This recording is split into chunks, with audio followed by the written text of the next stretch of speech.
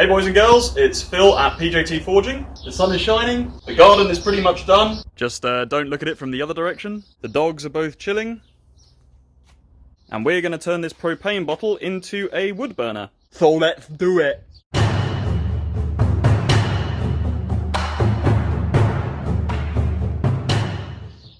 So I often feel like these projects are going to be fairly simple, but on this one I really hope that's the case. What I want to do, I want to chop off the top, get rid of the bung, cut a circle in the top.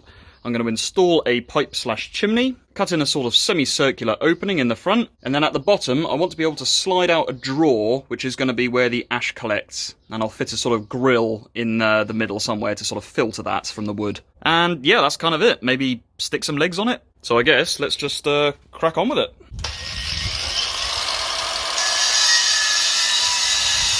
I would hope this goes without saying, but just for the sake of safety, before you start angle grinding a propane bottle, make sure it's empty.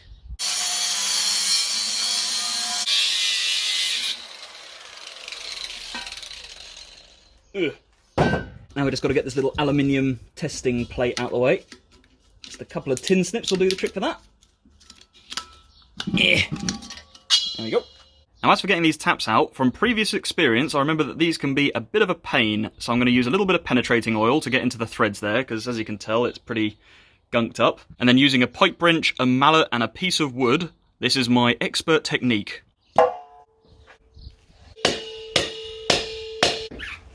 And that's enough to get it loose.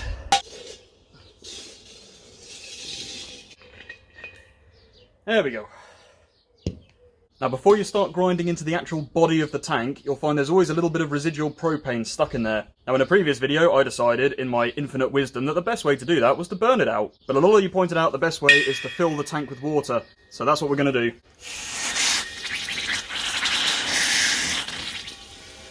That'll push all of the excess propane out, and then once we're done we just empty the water out again. Now I know you can't tell on camera, but you can smell the propane coming out of that. In fact, if you look at the shadow, you can see the gas escaping.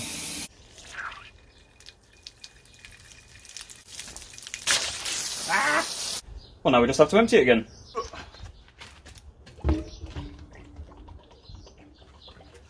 And it's probably going to take a while.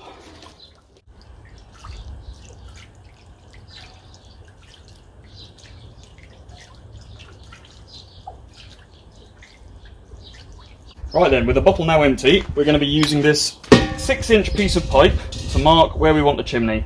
Now this doesn't have to be exact, but obviously the straighter you can get it, the better. So let's go and get a spirit level and try and get this as straight as possible before we score the circle. Just like that. Now in order to cut this part out, you could use an angle grinder without issue, but I'm going to use my plasma cutter because I've got a plasma cutter. Either way, what you want to remember is to cut inside the line slightly. That just gives the pipe something to rest on whilst you're trying to weld it. Now if you don't have a welder, what you could do is leave some little flaps on the inside and then bend them out. And then using those flaps you could run bolts through into the pipe. So that's the other option, but obviously bear in mind then you will have a bit of a gap which might let rainwater in over time. But the option's there.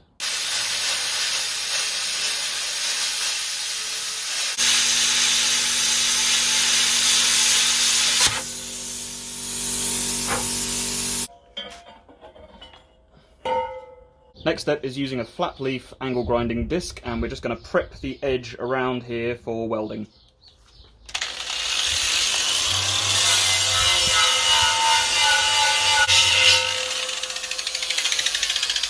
Just like that.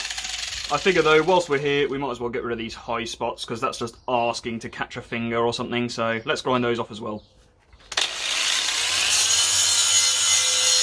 There we go, a little something like that. Next step is to get the tube on and to weld it in place. Now, if you're new to my channel, you won't have heard me talk about my welding before, and I fully admit I am not a good welder. However, I'm going to try and show you the process, probably foolishly. I think it was Wrangler Star who said the bravest thing a man can do is show off his welds on the internet, but let's just get that out of the way. I know I'm a bad welder.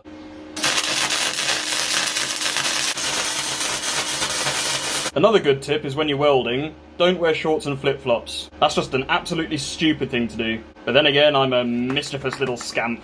Is it the best welding you'll ever see? Absolutely not. Is it good enough for the job? Oh, easily, 100%. The next step is to have a shower. Because you're a smelly shit. Well, day 2 is not such a nice day today, and we've got a bit of rain. But since you last saw me, I've done another bead of weld to fill in any holes, and I've ground it all back, and this is where we are now up to. Right, so for the door, I've changed my mind. I'm not doing the semicircle, I actually want an opening flap door. So I'm literally going to get a piece of A4 paper, stick it on there, stencil around it, and then cut it out with the angle grinder. What I'm going to do before I cut the whole thing off is on this side, where I want the hinges to go, I'm going to cut through here, and whilst it's still attached everywhere else, I'm going to weld the hinges on. That way, then when I do cut through here, it's all going to be lined up when it opens. So, let's do that.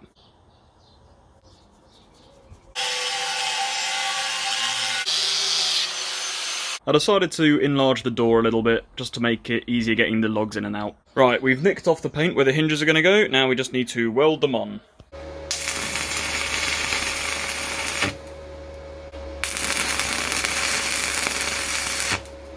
There we are, both the hinges welded on, now we just need to cut out the rest of the door frame.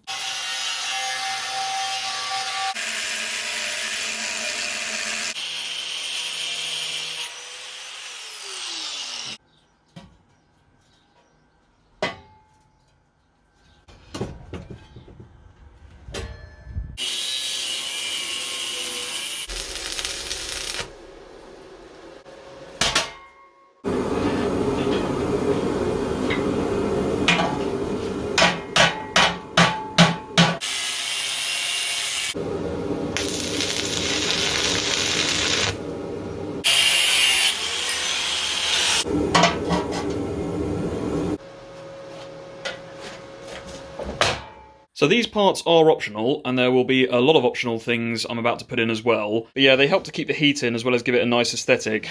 And this one on the inside just helps to protect the hinges from any heat that may escape.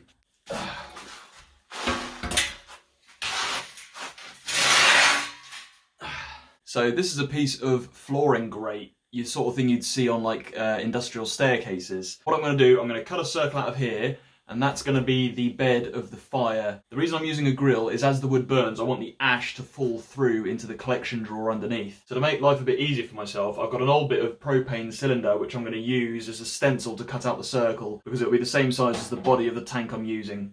So let's go and get that. Perfect.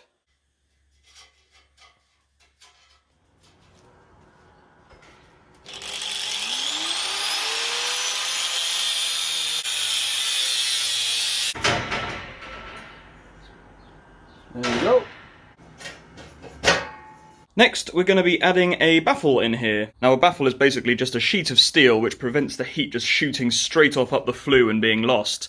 It's kind of like a reflection back down, causing the heat to spread more into the sides and into the sort of surrounding area, which is obviously what we want from a log burner.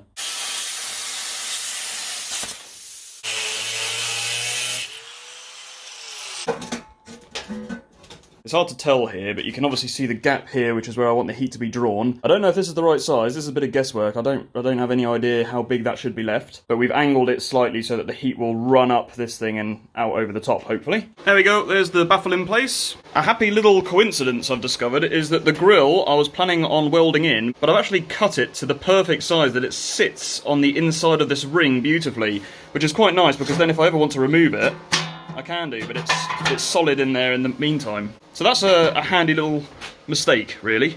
Which ironically is also how I entered this world.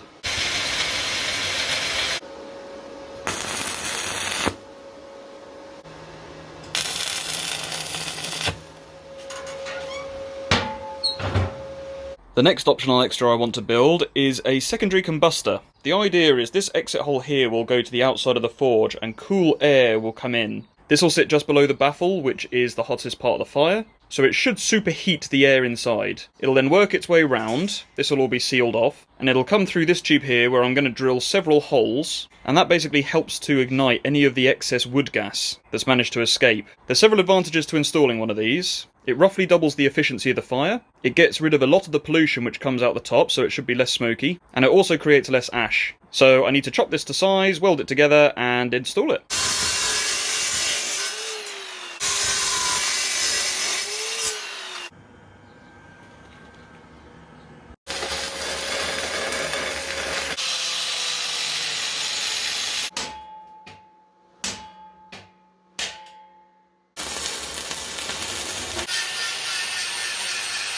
Again, welding's kind of rubbish, but yep, you get the idea.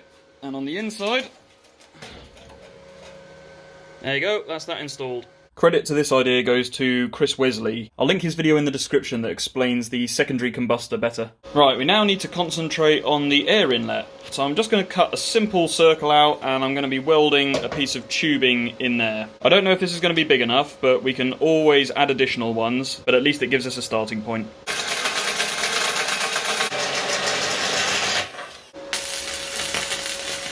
Alright, so let's recap quickly. We've obviously got the flue in place, we've got the door done with the door latch, we've got the secondary burner up there, we've got the air intake down here, we've got the grill in situ, and we've got the baffle in situ. So I think before we go any further, it's time to give this thing a test burn and make sure that the air inlet is enough for this thing to continue burning even when the door's shut. So let's do it. Let's take it out and let's give it a good burn.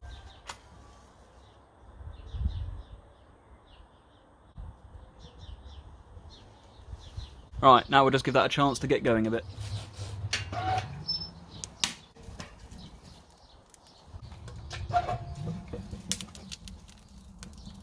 Well, so far so good. I was concerned that when I closed the door it wasn't going to be getting enough airflow, but the combination of the air intake at the bottom as well as the secondary combustor seems to be working quite well.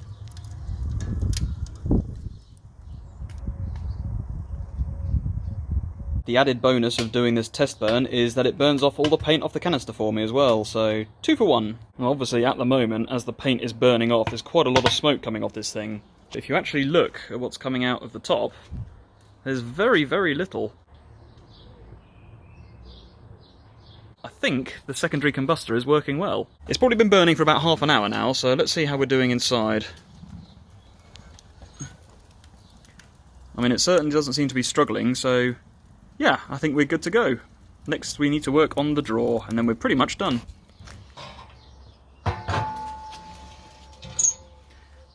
Well,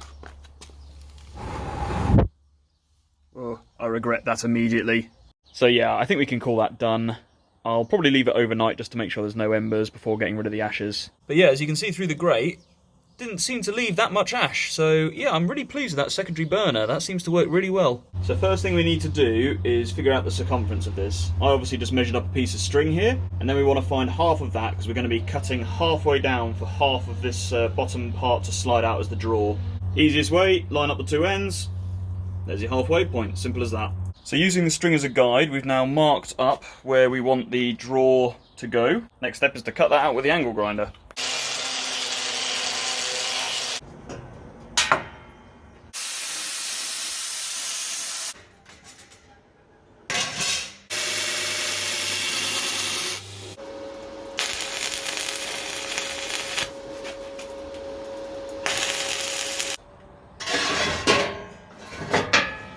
What I now want to do is I want to mark out 2 sort of guide rails that are going to sit underneath the drawer, something for it to slide along, and then I'm going to weld these in place. So there's my measurement mark. I'm just going to cut that out twice.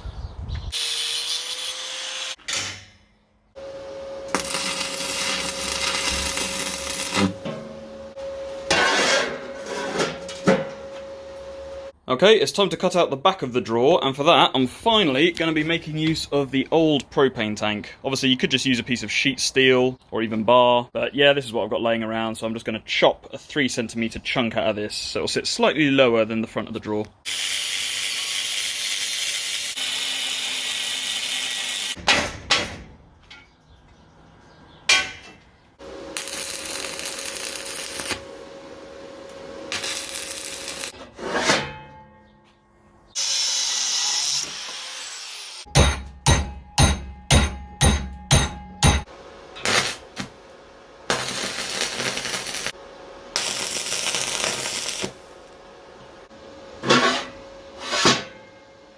Okie dokie, reckon it's about time we put some legs on this thing. There we go. Done.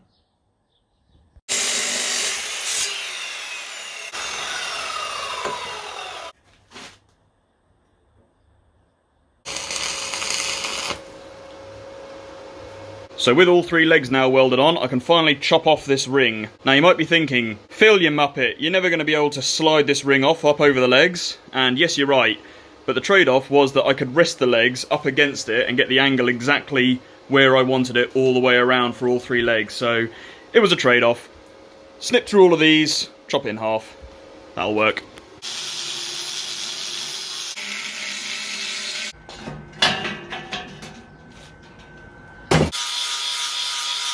So the last thing I want to do with this thing before I grind it down and paint it is I want to add a rain shelter on the top. Now again, I've never made a wood burner before and I don't know if that is going to affect the pressure gradient on top of the flue, but there's only one way to find out, so I'm going to make it detachable. That way if it doesn't work I can just nip it off. So again, the first thing we're going to do is plasma cut out a small circle of steel. And then using a dishing stump and a round peening hammer, we're going to be using some armour smithing techniques to make this into a dome.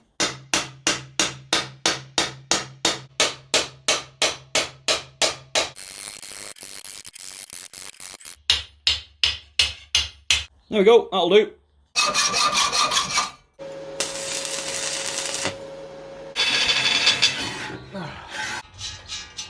Well, in essence, that's the thing now finished. Final step, I've got to grind it all down with a wire wheel, get all the old paint and dirt off, and then we'll give it a paint.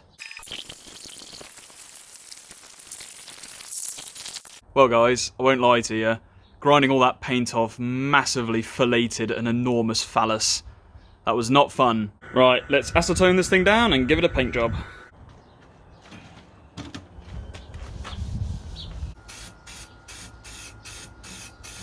Well, there's the whole thing painted black. The top is just on the inside here. Now we've just got to wait the 24 hours for this paint to dry, but that is looking freaking sweet.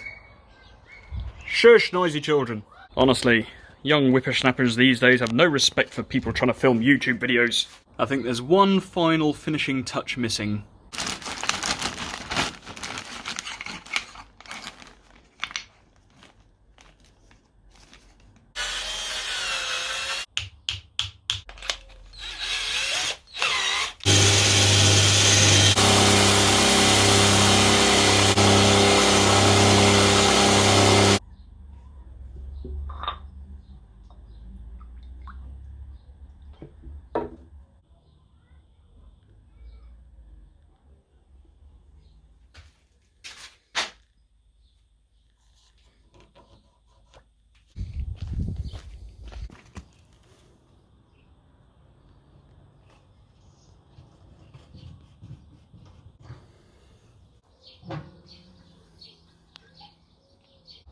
Oh, perfection.